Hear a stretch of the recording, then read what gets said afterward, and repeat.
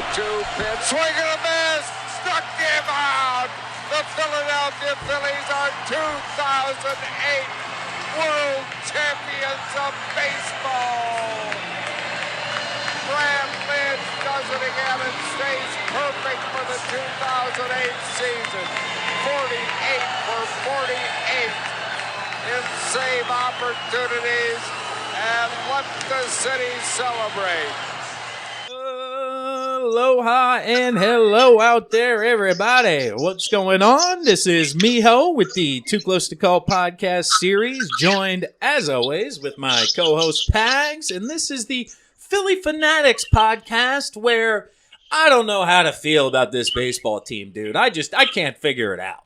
There's the big highs, and then there's the low of the lows, and I can't put my finger on it.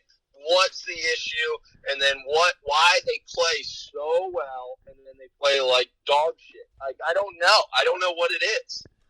It's so frustrating, man, because Bryce Harper, obviously, with the huge walk-off grand slam to beat the Cubs, you sweep the Cubs, who are in first place, and now you're tied for the wild card. Charlie Manuel's back, dude. Everything is in your corner to go on a run. And then the Padres come to town, you win game one. I mean, if you were going to have a letdown, you would have thought it would have been after the grand slam, and everybody's excited, and you just show up, and all of a sudden you're going to beat them. And no, they actually have a solid game. So all of a sudden you're thinking mentally, holy shit, they finally get it. This is going to happen for the first time. Here we go. And then the last two games, you score 5 total runs, man. It was just, like you said, dude, they just flip a switch and it's like, up, back to the same shit. It's so frustrating, man, because Harper was getting hot. He was crushing home runs. He was playing his best ball all year. And then all of a sudden he goes out with dehydration issues, and then the team starts not being able to hit. It's just like, what the hell is going on with this team? So what's your take? I know we haven't been on the air since the Phillies relieved John Mallee and brought in Charlie Manuel. I touched on it there briefly while we were going back and forth, but I want to get your take on if it's actually going to matter, because certainly you have that initial bump and holy shit, he's back. We love Charlie. It's basically a Hail Mary because they punted the trade deadline, so there was no kind of juice that was shot into the club there, and this was really the last-ditch effort that they had available, and I think it's a good one, but I don't know how much at the end of the day it's going to make a difference. If you asked me Friday, I would have said, dude, this is going to change the entire season. And then I watched what happened Saturday and Sunday, and I tapered back my expectation.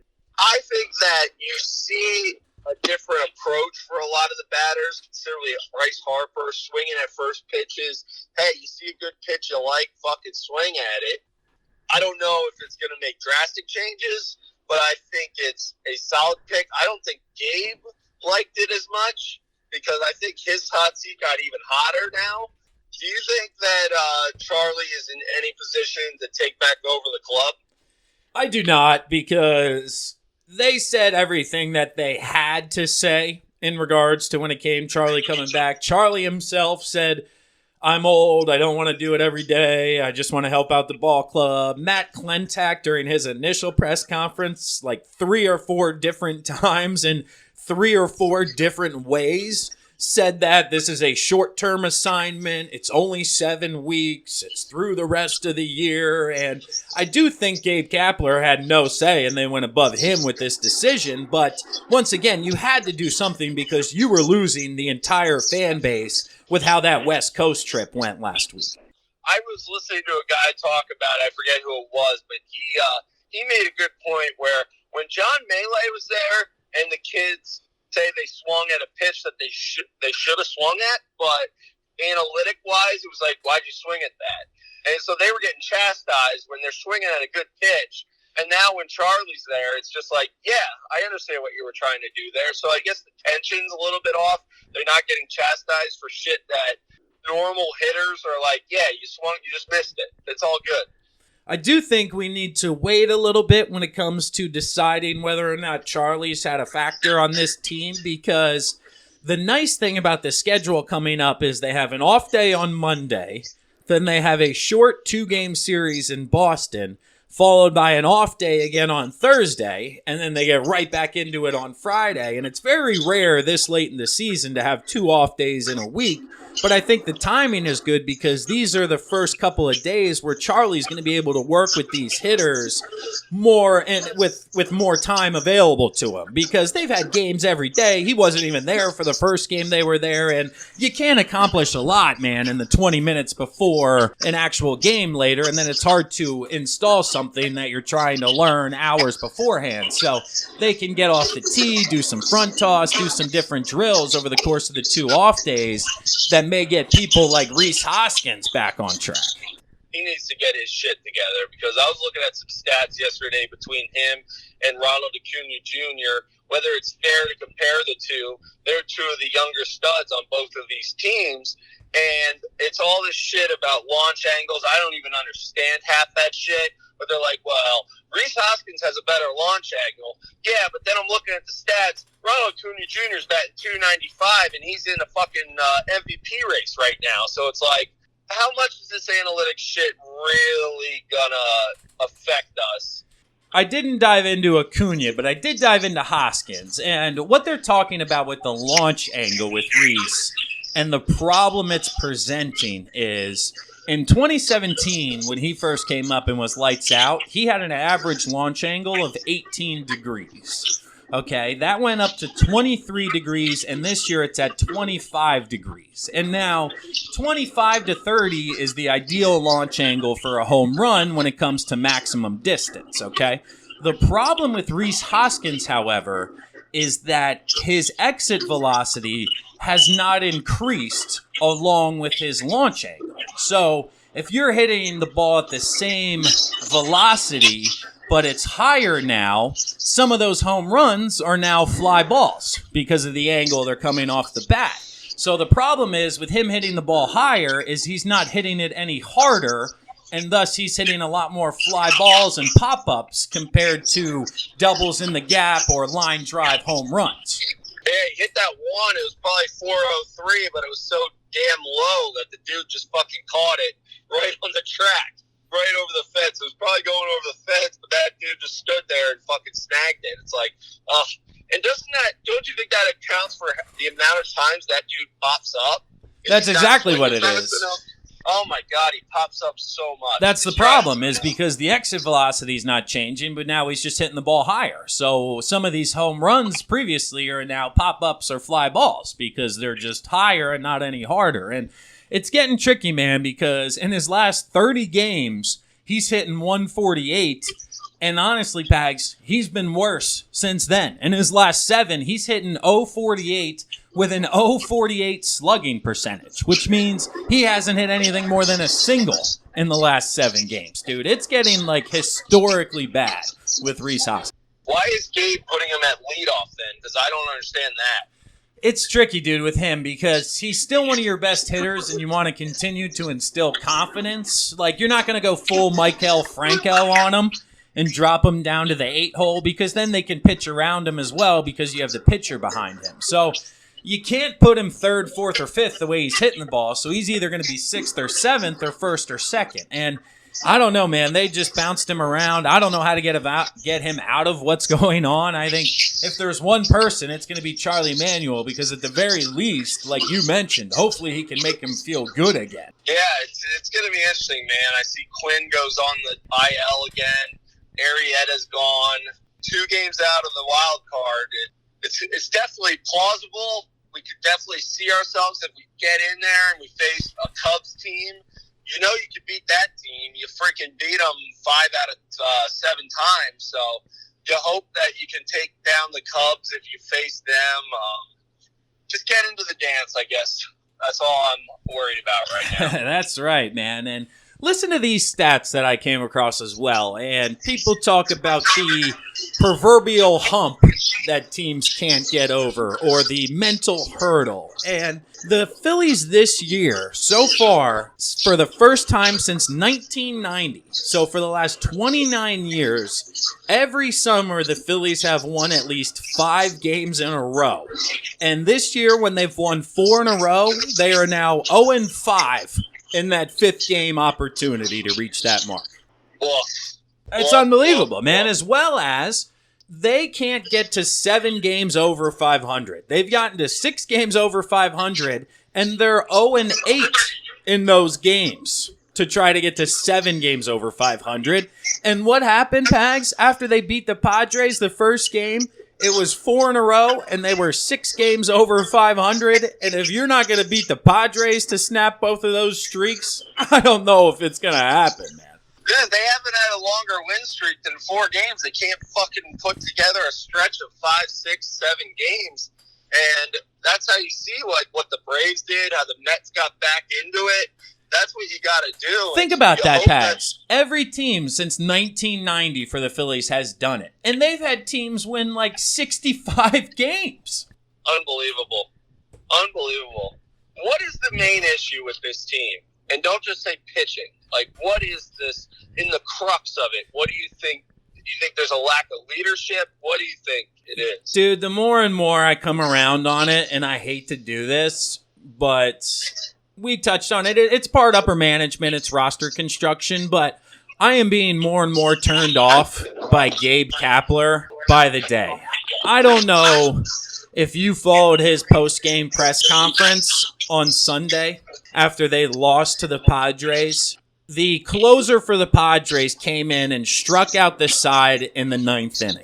Okay? Now I'm going to hedge my take here slightly because he threw, I think it was like 23 or 24 pitches in the inning. So it was certainly not 9 or 10, 11 pitches, right? So a little bit of battle there, but ultimately all 3 guys struck out. Gabe Kapler comes out after the game and starts the press conference off by, again, trying to manipulate the media and basically says he's proud of the effort the guys put out there today and how they continued to grind and battle all the way to the last out. I mean, we had quality at-bats in the 9th against an all-star closer, so I'm proud of the way the guys battled. And I lost it, Pags. I absolutely lost my mind.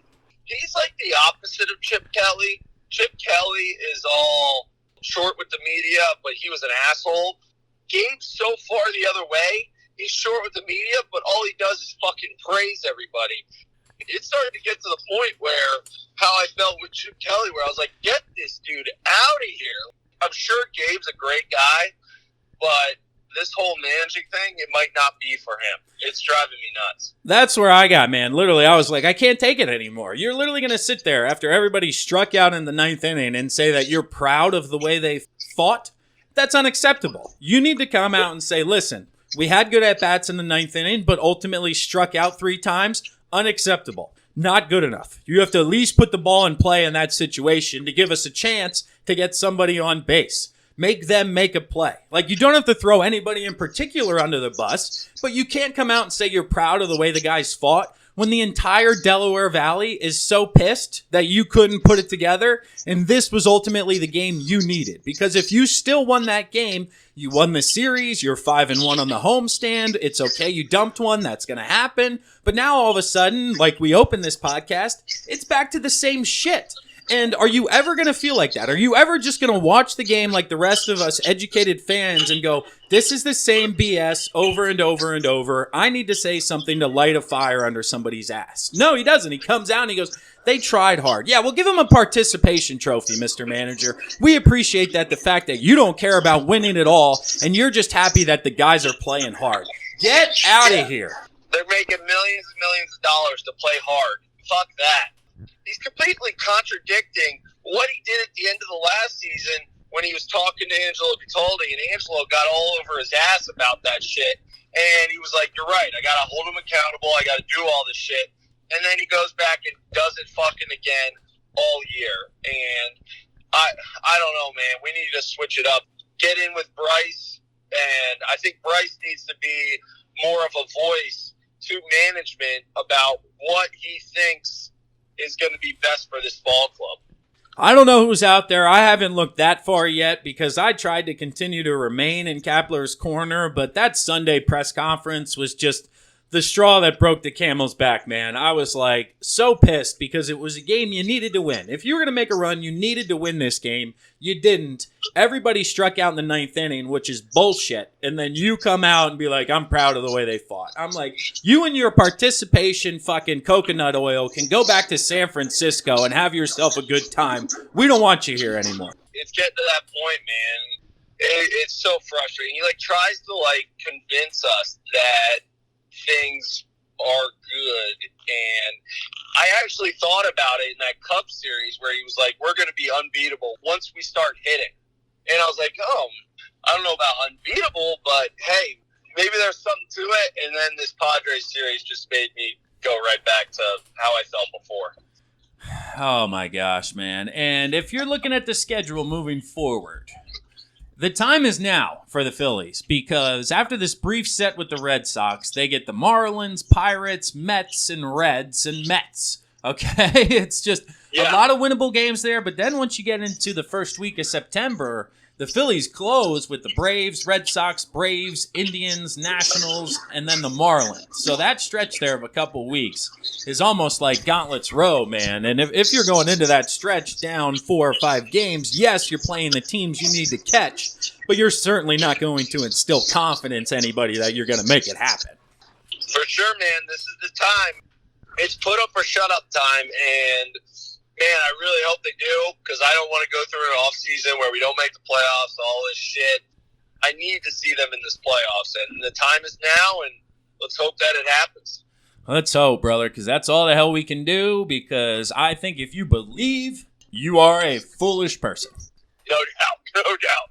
You, sir, need to go to a psych ward, because I don't know what you're looking at. But follow us out there on all the social media platforms. Too Close to Call Cast. Call the hotline. Let us know your take on the Phillies, how frustrating they've been to watch, and ultimately if you're in Camp Gabe and if they're going to make a run and truly be unbeatable, because I want to hear from you guys. I am firmly on the other side of the fence now. I was straddling that, and now I've taken the jump, man, taken the leap. But hopefully they make a run. Glass half full, 2 games out. It certainly doesn't look like it. They haven't done anything to, give us confidence that it's going to happen. But you still got to play the games, man. And there are 40-some left. And what was it? We did 7 and 17, so never out of it.